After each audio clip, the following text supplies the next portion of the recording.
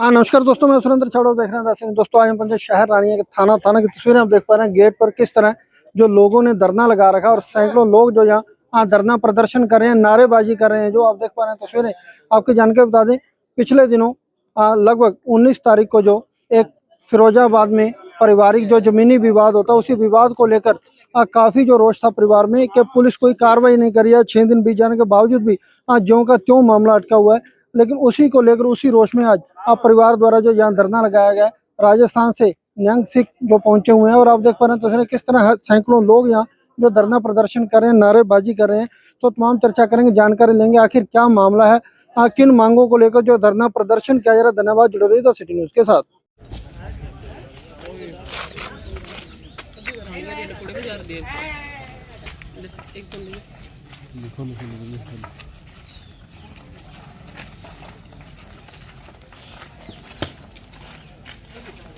गलत है, ठीक है। तो हमारे साथ करो, ठीक है। यहाँ तो पब्लिक भी आनी है किसी नहीं, जब हमारे साथ सुनो 19 तारीख सुनो, उसके लिए आपको टाइम दिया है हमने, आपकी बात सुनी जाएगी। 4 बजे नहीं किसी ने मुकदमा दर्ज करो, सानू लोड ही ना, सानू कुछ होना सी। 4 सुनो मेरी बात, हमारे अफसर आने वाले हैं, डिप्टी साहब आने वाले हैं, दोनों पार्टियों को। कोई बात नहीं, हम बैठे हैं। तो ये बंद ना करो आप, कोई नहीं, बंद नहीं कर रही है। साइड में बैठ जाओ, आप कोई दिक्कत साइड में बैठे, साइड में बैठ जाओ आराम से, कोई दिक्कत नहीं है। ये हटा लो आप, गेट में ना, ये गेट बंद ना करो। 1 घंटे की बात हो रही है, 4 बजे आ जाएंगे डिप्टी साहब, थोड़ा जल्दी बुला लेते हैं। हाँ, ਤੁਸੀਂ ਉਹਨਾਂ ਨੂੰ ਜਲਦੀ ਨਾਲ ਬੁਲਾਓ ਤੇ ਫਿਰ ਅਸੀਂ ਬੈਠ ਕੇ ਗੱਲਬਾਤ ਕਰਦੇ ਹਾਂ। ਸਾਨੂੰ ਪਤਾ ਨਹੀਂ ਸਾਡੇ ਨਾਲ ਹਰ ਪੱਖ ਤੋਂ ਧੱਕਾ ਹੁੰਦਾ। तो सुनेंगे हम, ਜਦੋਂ ਫਿਰ ਅਸੀਂ 19 ਤਾਰੀਖ ਦੀ ਫਿਰ ਸਾਡੇ ਦੇ दूसरी पार्टी को बुला लेते हैं। आप हमारे से संतुष्ट नहीं हो, हमारे बड़े अफसर आ रहे हैं, स्पेशली आप ਉਹਨਾਂ ਨੂੰ ਫਿਰ ਬੁਲਾਓ ਨਾ। ਇੱਥੇ ਤਾਂ ਬੰਦਾ ਮਰਨ ਦੀ ਸਥਿਤੀ ਉੱਥੇ ਬਣਾ ਛੱਡੀ ਉਹਨਾਂ ਨੇ। ਉੱਥੇ ਕਿਸੇ ਨੇ ਉਦੋਂ ਡਿਪਟੀ ਸਾਹਿਬ ਆਉਣਗੇ ਜਦੋਂ ਕਤਲ ਹੋ ਗਿਆ। ऐसा नहीं है, आप अपना जो भी डॉक्यूमेंट है ना, जो भी आपकी बात रखनी है, अपने कागज है, आप 4 ਗੱਲ ਹੀ नहीं सुन आपकी बात एप्लीकेशन आपके पास है कि और क्या हम दें? 4 आपने सुनो, 6 बार मौका देख लिया, ये भी नहीं। वो जो भी आदेश होंगे, जो भी आपका जांच में आएगा ना, वो कार्रवाई। कानून तो किसकी कमी कानून है ना, होगी तो उसके एक पक्ष क्यों ले रहे हो आप? एक एक पास से नहीं है, हमारे हम आप भी हमारे हो, वो भी हमारे हैं। नहीं ਕੱਲ ਸਾਹਿਬ ਜੀ ਤੋਂ ਆਈ ਆਪਾਂ ਗੱਲ ਹੋਈ ਸੀ ਨਾ ਜੀ। ਆਪ ਜੀ ਨੇ ਇਹ ਕਿਹਾ ਵੀ 10 ਸਾਲ ਪੁਰਾਣਾ ਰਿਕਾਰਡ ਹੈ। ਅਸਲੀ ਜੋ ਕੋਈ ਗੱਲਬਾਤ ਹੁੰਦੀ ਨਾ, ਜਿਹੜੀ ਮੌਜੂਦਾ ਚੀਜ਼ ਉਹੀ ਹੁੰਦੀ ਹੈ ਜੀ। 10 ਸਾਲ ਦੇ ਕਰੀਬ ਜ਼ਮੀਨ ਠੇਕੇ ਦੇਤੀ ਜੀ। ਇਹ 3 ਭਾਈ, ਕਦੀ ਮੈਂ ਵਾਲੀ ਕਦੀ ਤੁਸੀਂ ਵਾਲੀ ਜੀ। ਇਸ ਤਰ੍ਹਾਂ ਦਾ 10 ਸਾਲ ਦਾ ਰਿਕਾਰਡ ਆਪਾਂ ਪੁੱਛਣ ਦੇ ਆ। ਪਿਛਲੀ ਗੱਲ ਉਦਾਂ ਆਪਾਂ ਗੱਲ ਕਰੀਏ, ਤੁਸੀਂ ਪੁਰਾਣੀ ਗੱਲ ਤੇ ਮਿੱਟੀ ਪਾਓ। ਹੁਣ ਤਾਂ ਜਿਹੜਾ ਰਿਕਾਰਡ ਉਹ ਵੇਖੋ ਜਿਹੜੀ ਹੁੰਦੀ ਚੀਜ਼ ਹੈ। ਜਿਹੜੀ ਚੀਜ਼ ਹੁੰਦੀ ਉਹਦੀ ਗੱਲ ਕਰੋ। ਮੇਰੇ ਬਾਪ ਦਾ 70 ਸਾਲ ਤੋਂ 1 घंटे की बात है, 1 घंटे कोई बात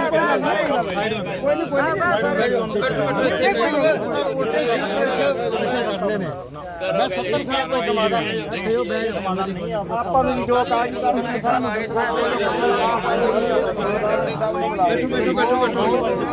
ਬੈਠ ਜਾਓ ਯਾਰ।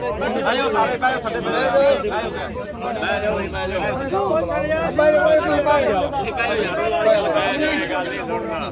संजू बैठो यार जनाब।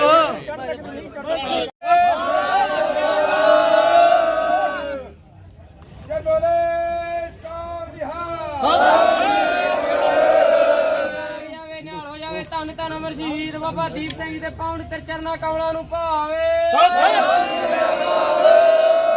ਗਾਈ ਕਾਰੇ ਬੁਲਾਵੇ ਨਾਲ ਗੁਰੂ ਕਲਗੀਧਰ ਪਾਤਸ਼ਾਹ ਜੀ ਦੇ ਚਰਨ ਕਮਲਾਂ ਨੂੰ ਭਾਵੇ। ਵਾਹਿਗੁਰੂ ਜੀ ਕਾ ਖਾਲਸਾ, ਵਾਹਿਗੁਰੂ ਜੀ ਕੀ ਫਤਿਹ।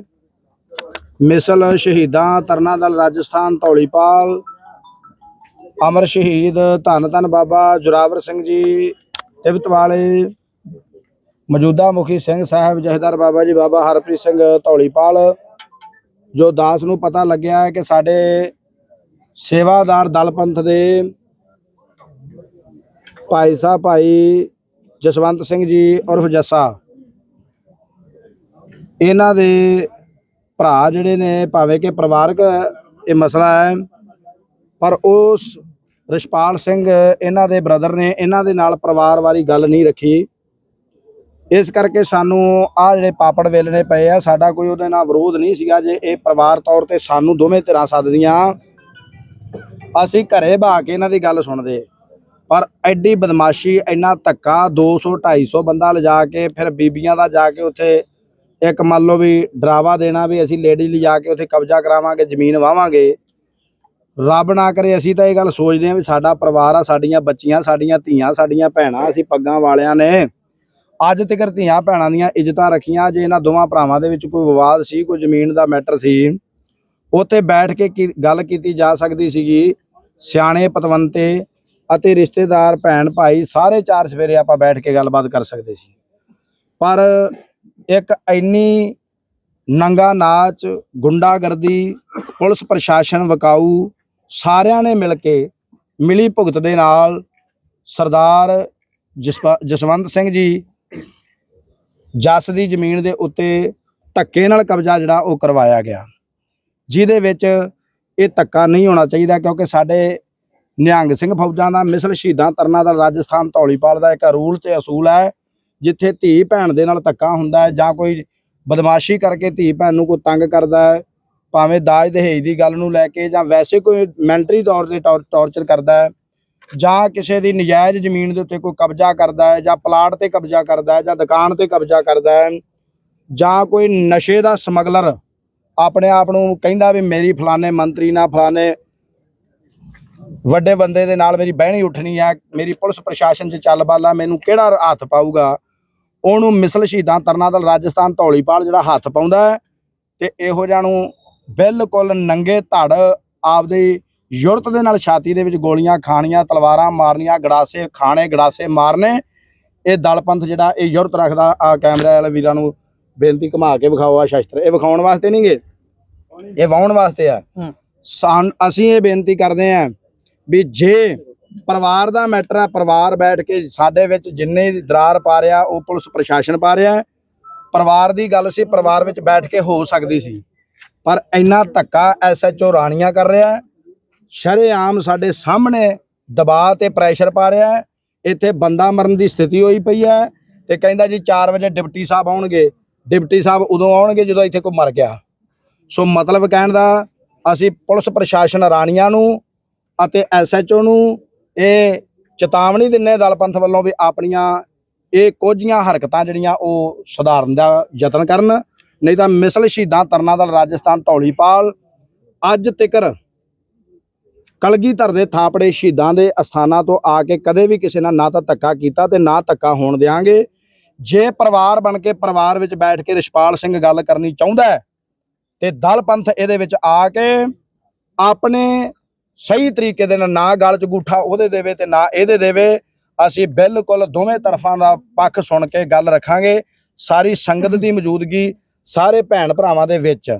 ਪਰ ਜੇ ਕੋਈ ਬਦਮਾਸ਼ੀ ਕਰਨ ਦਾ ਯਤਨ ਕਰੇ, ਭਾਵੇਂ ਰਿਸ਼ਪਾਲ ਸਿੰਘ ਦੇ ਖਿਲਾਫ ਇਹ ਜੱਸ ਵੀ ਕਰੇ, ਇਹਨੂੰ ਵੀ ਨਹੀਂ ਬਖਸ਼ਾਂਗੇ, ਇਹਨੂੰ ਵੀ ਡਾਂਗ ਵਾਵਾਂਗੇ।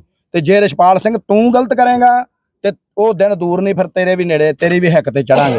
ਖਾਲਸਾ ਜੀ ਕਿਉਂਕਿ ਗੱਲ ਪਰਿਵਾਰ ਦੀ ਹੈ। ਖਾਲਸਾ ਜੀ, ਦੂਜੇ ਪੱਖ ਨਾਲ ਤੁਸੀਂ ਗੱਲਬਾਤ ਕਰੀ, ਕੋਈ ਪੱਖ ਜਾਣਨ ਦੀ ਕੋਸ਼ਿਸ਼ ਕੀਤੀ? ਬਿਲਕੁਲ ਜੀ, ਪਤਾ ਲੱਗਿਆ ਸਾਨੂੰ ਪੱਖ ਕਰਕੇ ਹੀ ਤਾਂ ਆਏ ਆ ਨਾ। ਆ ਗੱਲ ਪੱਖ ਹੀ ਤਾਂ ਦੇ ਰਹੇ ਨਾ ਵੀ ਜੇ ਸਾਡਾ ਪਰਿਵਾਰ ਆ, ਜੇ ਸਾਡਾ ਦੁਸ਼ਮਣ ਹੁੰਦਾ ਸੀ ਇੱਕ ਪੱਖ ਲੈਣਾ ਹੁੰਦਾ ਤੇ ਆ ਗੱਲ ਥੋੜੀ ਕਹਿਣੀ ਸੀ ਵੀ ਸਾਡੇ ਨਾਲ ਬੈਠ ਕੇ ਗੱਲ ਕਰਿਓ।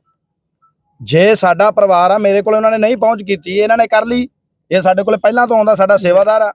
ਅਸੀਂ ਹਰ ਮਸਲੇ, ਨਿੱਕੇ ਤੋਂ ਨਿੱਕੇ, ਵੱਡੇ ਤੋਂ ਵੱਡੇ ਮਸਲੇ ਦੇ ਵਿੱਚ ਇਹਨਾਂ ਦੇ ਪਹਿਲਾਂ ਵੀ ਪੈਂਦੇ ਆ। ਜਿਹੜਾ ਸਾਡੇ ਕੋਲੇ ਆਇਆ ਅਸੀਂ ਗੱਲ ਉਹਦੀ ਸੁਣਨੀ ਆ, ਘਰੇ ਜਾ ਕੇ ਥੋੜੀ ਅਗਲੇ ਨੂੰ ਕਹਿਣਾ ਵੀ ਸਾਡੀ ਗੱਲ ਸੁਣ। ਇਸ ਕਰਕੇ ਬਾਬਾ ਜੇ ਬੈਠ ਕੇ ਦੋਨੋਂ ਪੱਖ ਇਹਨਾਂ ਦਾ ਸਮਾਧਾਨ ਹੋ ਸਕਦਾ ਤੁਹਾਡੇ? ਬਿਲਕੁਲ ਹੋ ਸਕਦਾ, ਜੇ ਆਪਣੇ ਆਪ ਨੂੰ ਸਰੈਂਡਰ ਕਰਨ। ਜੇ ਪੁਲਿਸ ਪ੍ਰਸ਼ਾਸਨ ਦੀ ਧਮਕੀ ਨਾਲ ਜਾਂ ਇਹ ਕਹਿਣ ਵੀ ਅਸੀਂ ਮੰਨ ਲਓ ਵੀ ਸਰਕਾਰੀ ਦਰਬਾਰੇ ਸੈਟਿੰਗ ਕਰਕੇ ਕੋਈ 5-10 ਲੱਖ ਰੁਪਇਆ ਇਹਨਾਂ ਨੂੰ ਚੜਾ ਕੇ ਕਬਜ਼ਾ ਕਰ ਲਾਂਗੇ ਤੇ ਫਿਰ ਉੱਥੇ ਨਿਸ਼ਾਨ ਝੂਲ ਸਕਦੇ ਆ। ਪਰ ਇਹ ਨਹੀਂ ਹੋ ਸਕਦਾ ਕਿ ਵੀ ਉੱਥੇ ਧੱਕੇ ਨਾਲ ਕੋਈ ਬਦਮਾਸ਼ੀ ਕਰੂਗਾ। ਹੁਣ SHO ਸਾਹਿਬ ਵੀ ਤੁਹਾਡੇ ਕੋਲੇ ਅਸੀਂ ਗੱਲਬਾਤ ਕਰਨ, ਕੀ ਗੱਲਬਾਤ? SHO ਸਾਹਿਬ ਨੇ ਸਾਨੂੰ ਨਿਆਂ ਹੀ ਨਹੀਂ ਦਿੱਤਾ। ਉਹ ਕਹਿੰਦੇ ਜੀ ਡਿਪਟੀ ਸਾਹਿਬ 4 ਵਜੇ ਆਊਗਾ, ਦੂਜੀ ਗੱਲ ਹੀ ਨਹੀਂ ਸੁਣੀ ਉਹਨੇ। ਆ ਸਾਡਾ ਮਜਬੂਰਨ, ਸਾਡੀ ਮਜਬੂਰੀ ਬਣੀ ਹੈ ਧਰਨਾ ਲਾਉਣਾ। ਸਾਡਾ ਦਿਲ ਕਰਦਾ ਇੰਨੀ ਗਰਮੀ ਦੇ ਵਿੱਚ ਬੈਠਣ ਨੂੰ, ਮੇਰਾ ਸਰੀਰ ਵੈਸੇ ਵੀ ਨਹੀਂ ਸੈੱਟ। ਅੱਜ ਧਰਨੇ ਦੀ ਕੀ ਵੱਡੀ ਮੰਗ ਹੈ? ਵੱਡੀ ਮੰਗ ਇਹ ਹੈ ਵੀ ਸਾਡੀ ਜਿਹੜੀ ਜ਼ਮੀਨ ਦੇ ਉੱਤੇ ਨਜਾਇਜ਼ ਕਬਜ਼ਾ ਹੋਇਆ, 200 ਬੰਦਾ ਜਾ ਕੇ ਨਾਲ ਉੱਥੇ ਲੇਡੀਜ਼ ਨੂੰ ਲੈ ਕੇ, ਉਹ ਸਾਡੀਆਂ ਧੀਆਂ ਭੈਣਾਂ ਨੇ। ਉਹ ਬੰਦਾ ਮਰਦ ਨਹੀਂ ਹੁੰਦਾ ਜਿਹੜਾ ਬੀਬੀਆਂ ਨੂੰ ਅੱਗੇ ਕਰਦਾ। ਵਹ ਪ੍ਰਗਟਿਓ ਮਰਦ ਅਗੰਮੜਾ ਵਰਿਆਮ ਅਕੇਲਾ, ਵਾਹ ਵਾਹ ਗੋਬਿੰਦ ਸਿੰਘ ਆਪੇ ਗੁਰਚੇਲਾ। ਖਾਲਸਾ ਸੋਜੋ ਚੜਾ ਤਰੰਗ, ਖਾਲਸਾ ਸੋਜੋ ਕਰਾਂ ਤੇ ਜੰਗ, ਖਾਲਸਾ ਸੋਜੋ ਸ਼ਸਤਰ ਧਾਰਾ, ਖਾਲਸਾ ਸੋਜੋ ਦੁਸ਼ਟਾ ਕੋ ਮਾਰੈ। ਧੀ ਭੈਣ ਦਾ ਜਿਹੜਾ ਆਸਰਾ ਤੱਕ ਕੇ ਜ਼ਮੀਨਾਂ ਦੇ ਕਬਜ਼ੇ ਛਡਾਉਂਦਾ, ਫਿਰ ਉਹ ਬੰਦਾ ਪੂਰੀ ਨਹੀਂ ਪਾਉਂਦਾ ਕਦੇ ਵੀ, ਤੇ ਨਾ ਹੀ ਉਹ ਕਰ ਸਕਦਾ ਕਬਜ਼ਾ। ਇਸ ਕਰਕੇ ਜੇ ਬੀਬੀਆਂ ਨੂੰ ਉਹ ਲੈ ਕੇ ਆਉਣਗੇ ਤੇ ਸਾਡੀਆਂ ਵੀ ਨਿਹੰਗ ਸਿੰਘ ਸਿੰਘਣੀਆਂ ਆਉਣਗੀਆਂ ਫਿਰ ਵੇਖਿਓ ਭਰ ਗੱਡੀਆਂ। ਪਰ ਗੱਲ ਇਹ ਆ ਵੀ ਸਾਡੇ ਨਾਲ ਜੰਗ ਜਿਹੜਾ ਉਹ ਅਸੀਂ ਆਪਣਾ ਕਾਨੂੰਨ ਪ੍ਰਕਿਰਿਆ ਦੇ ਵਿੱਚ ਲੜ ਰਹੇ ਹਾਂ। ਜੇ ਬੈਠ ਕੇ ਪਰਿਵਾਰ ਤੌਰ ਤੇ ਸਾਡੇ ਨਾਲ ਗੱਲ ਕਰਨਗੇ ਅਸੀਂ ਬਿਲਕੁਲ ਯਤਨ ਕਰਾਂਗੇ ਇਹਨਾਂ ਨੂੰ ਬੈਠ ਕੇ ਦੋਵਾਂ ਨੂੰ। ਉਹ ਵੀ ਕੋਈ ਸਾਡਾ ਪਰਾਇਆ ਨਹੀਂਗਾ, ਜੇ ਇਹ ਸਾਡਾ ਸੇਵਾਦਾਰ ਆ ਤੇ ਉਹ ਵੀ ਸਾਡਾ ਬੱਚਾ, ਪਰ ਬੈਠ ਕੇ ਗੱਲ ਕਰੇ, ਬਦਮਾਸ਼ੀ ਨਹੀਂ ਵੀ ਪੁਲਿਸ ਵਾਲਿਆਂ ਨਾਲ ਗੱਲ ਕਰ ਰਹੀ। ਜੇ ਪੁਲਿਸ ਉਹਦੇ ਨਾਲ ਆ, ਰਿਸ਼ਪਾਲ ਸਿੰਘ ਦੇ ਨਾਲ, ਤੇ ਖਾਲਸਾ ਪੰਥ ਜਿਹੜਾ ਉਹ ਇਹ ਜੱਸ ਦੇ ਨਾਲ ਆ, ਅਸੀਂ ਨਹੀਂ ਬਖਸ਼ਾਂਗੇ। SHO ਸਾਹਿਬ ਕਹ ਰਹੇ 4 ਵਜੇ ਡਿਪਟੀ ਸਾਹਿਬ ਨਹੀਂ ਜੀ, ਉਹ ਤਾਂ ਗੋਲੀਆਂ ਦੇ ਰਹੇ ਆ। 19 ਤਰੀਕ ਦੀ ਮੰਨ ਲਓ ਇੰਤਜ਼ਾਰ ਕਰੋਗੇ ਤੁਸੀਂ? ਹਾਂ ਬਿਲਕੁਲ, ਅਸੀਂ ਇਹ ਕਹਿੰਦੇ ਵੀ ਡਿਪਟੀ ਸਾਹਿਬ ਨੂੰ 4 ਵਜੇ ਤੋਂ ਗਾਂ ਪਿਛਾਂ ਉਹਨਾਂ ਦਾ ਟਾਈਮ ਨਹੀਂ ਹੋ ਸਕਦਾ।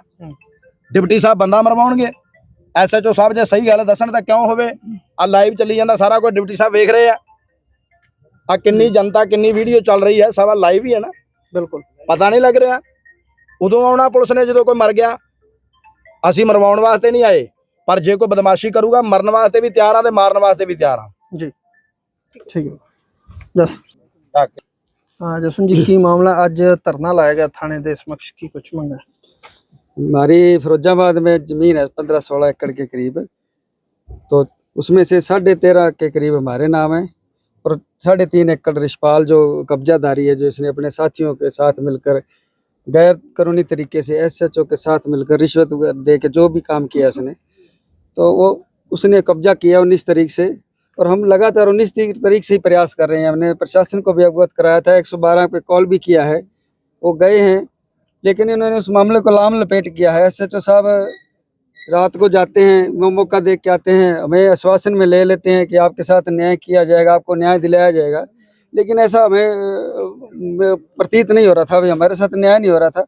20 तारीख को भी गए, फिर वही जैसे एक बार मीठा स्वाद देने की कोशिश करे, बिना आपको न्याय दिया जाएगा, आपके धान लगाए हुए आपको मिल जाएगी, ये इनके साथ कानूनी कार्रवाई की जाएगी, ये पर्चा कटवाएंगे वगैरह वगैरह वगैरह। फिर भी वो लोग वहीं डटे रहे और दूसरे दिन उनकी जो संख्या थी पहले दिन से भी बढ़ गई, क्योंकि उनका पुलिस के दम पे या पुलिस के बल पे, क्योंकि इन्होंने इनके साथ सेटिंग वगैरह कर रखी थी और उनका हौसला बढ़ता ही जा रहा था।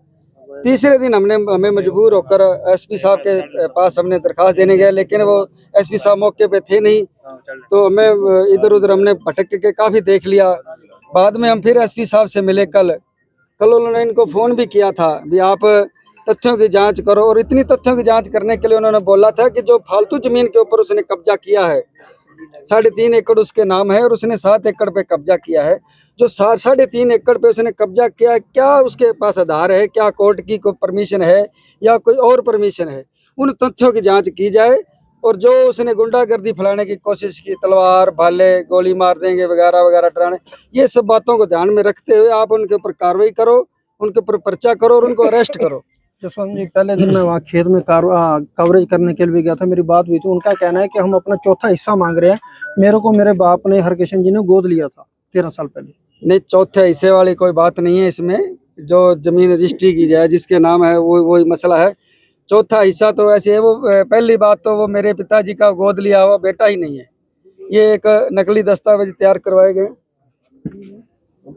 गोद लिया हुआ बेटा नहीं है, ना ही उसके पास कोई गोदनामा है या कोई रजिस्टर्ड है। ये तो एक धक्काशाही है। जैसे भाई की डेथ हो गई थी तो उसके बाद इन्होंने बरगला के फुसला के लड़की को तैयार किया, लड़की के मायकों को तैयार किया। और कुछ जो हमारे रिश्तेदार हैं, हर भगवान, हर नारायण, मनोहर, ये इनकी सबकी मिली हुई साजिश थी कि इस परिवार को ख़त्म किया जाए, इसको बर्बाद किया जाए। जो हर भगवान है वो बहुत एक धूर्त प्रवृत्ति का व्यक्ति है। उसने पहले भी हमारे गांव में 1-2 एक्सीडेंट किए हुए, और सुनने में जब मैं छोटा था तो मेरे ध्यान में नहीं था। आज मुझे अवगत भी कराया गया कि 1-2 कत्ल भी हुए हैं और भगवान की वजह से हुए हैं। उस टाइम राजेंद्र कुमार जी हमारे गांव में सरपंच थे, तो अच्छा रसूख होने की वजह से या अच्छा व्यक्तित्व होने की वजह से इन्होंने उनको बचाया है।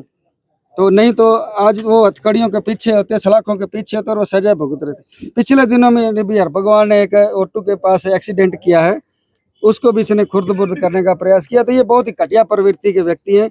इनकी यह एक ही उद्देश्य था, अब इस परिवार को तहस-नहस किया जाए, खुर्द-बुर्द किया जाए। और जो चौथे हिस्से वाली बात है वो बिल्कुल जायज़ नहीं है और नाजायज़ है, उसमें कोई वो आधार नहीं है। उसके नाम 3.5 एकड़ ज़मीन है इस खेत में। 15 एकड़ 15.5 में से 3.5 एकड़ उसके नाम है। तो वो अपनी जमीन पे जुताई करेगा। एक 3.5 एकड़ वाला 3.5 तो उसने खुद की छोड़ दी और 7 किले हमारी बाड़ी। अब एक बंदा 15 में से 10.5 पाएगा तो हम कहाँ जाएंगे।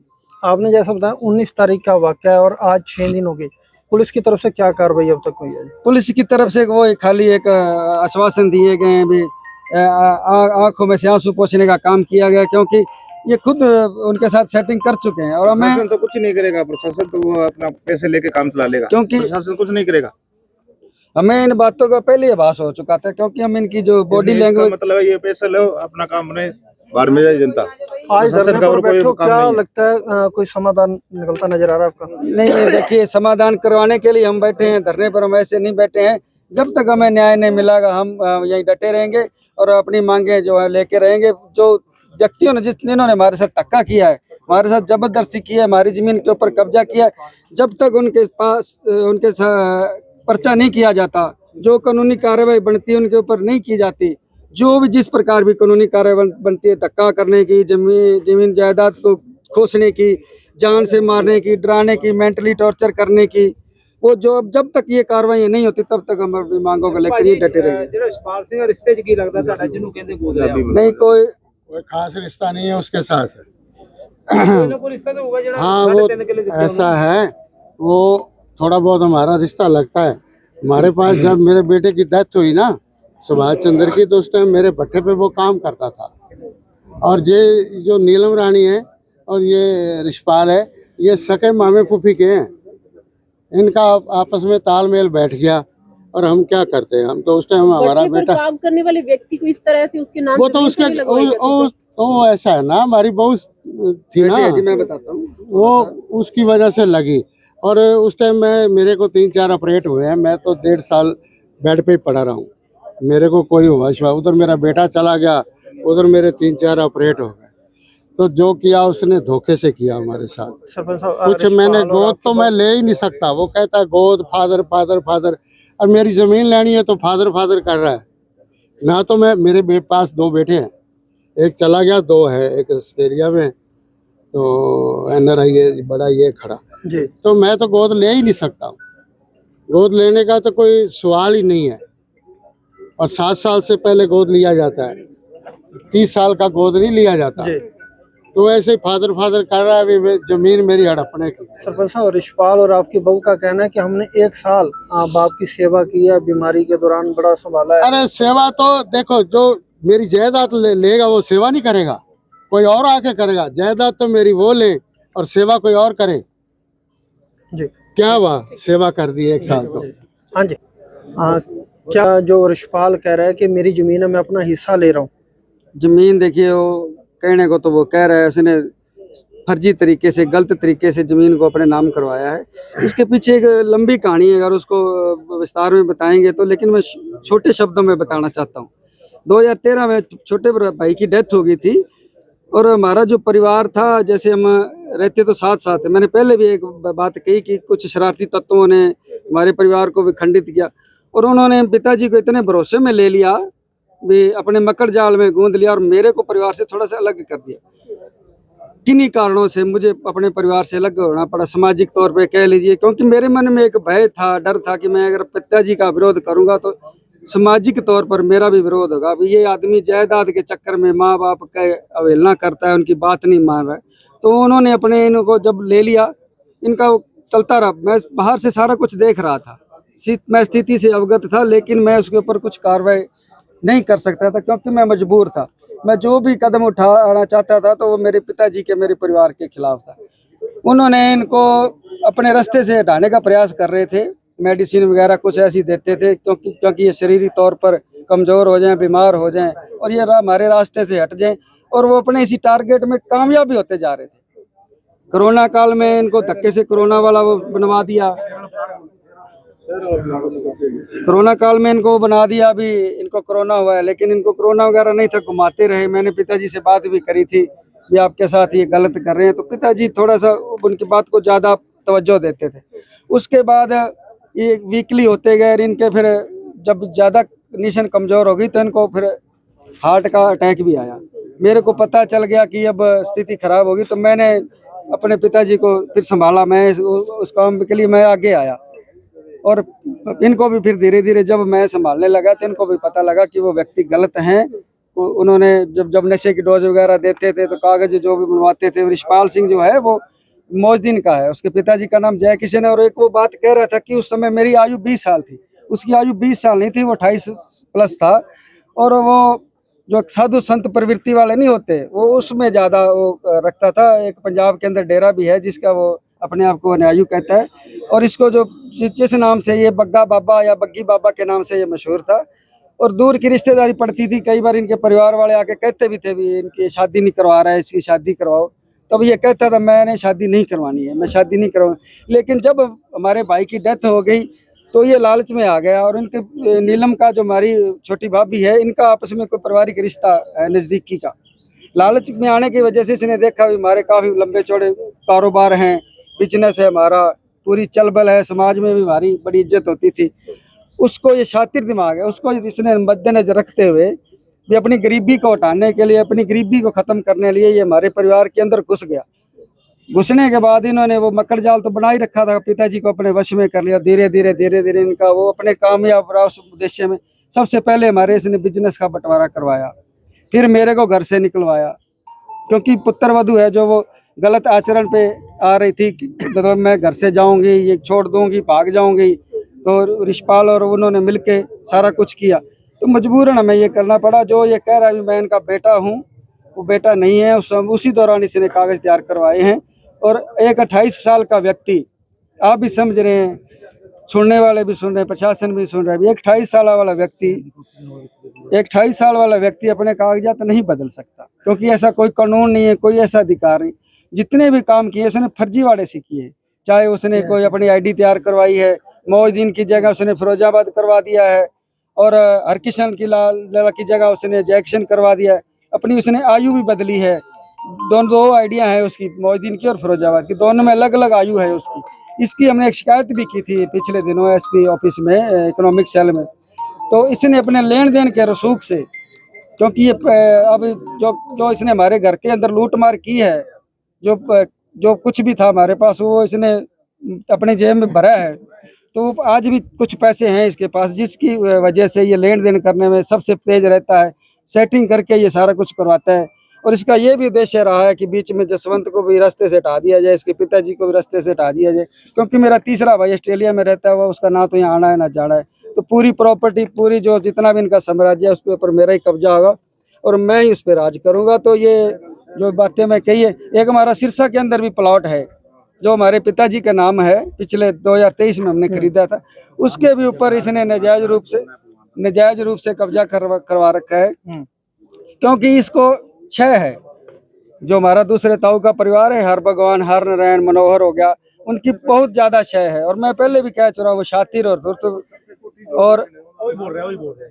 धूर्त और क्रिमिनल प्रवृत्ति के व्यक्ति हैं। उसके दम पर, उनके हौसले के दम पर ये सब करवाता है। और इसने एक अपना पैराशूट के नाम से एक सिरसा के अंदर जो लोगों को, बच्चों को बाहर भेजने वाला एक सेंटर भी बना रखा है।